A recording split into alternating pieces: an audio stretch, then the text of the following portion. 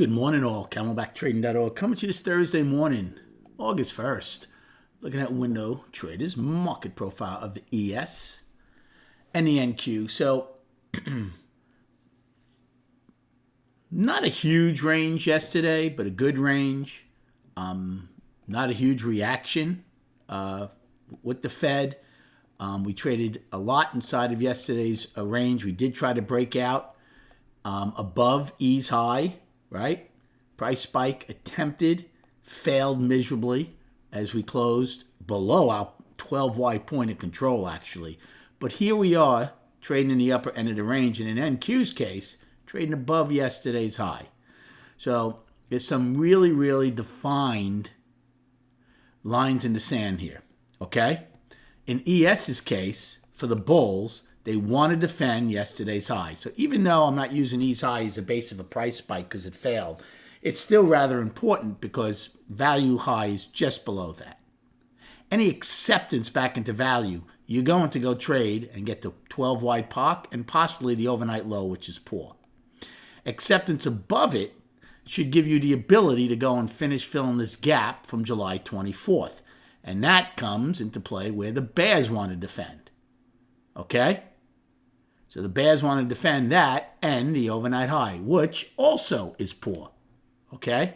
So those are pretty defined early lines in the sand for the bulls and bears. Now, in NQ's case, the bulls certainly want to defend the same level that I talked about in ES, value high, and more importantly, with them is overnight low is just below that. So that's a very important level to hold for the bulls.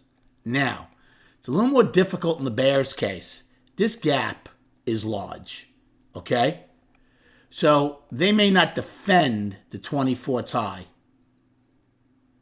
Unlike ES, if we get yesterday's high, you're going to most likely fill that gap. But in NQ's case, you can get yesterday's high. You could even get the overnight high. But unless you go trend and hold it, you're not going to fill this gap from the 24th. It's 250 points. The only way that gap gets filled is with a strong trend day up. So the question would become, what do the bears defend inside of here? But we know what the bulls want to defend. Again, this is how we break down deep inside the profile and deep inside intraday trading. And righty, still in balance on the daily as it is trading inside yesterday's range. ES is up.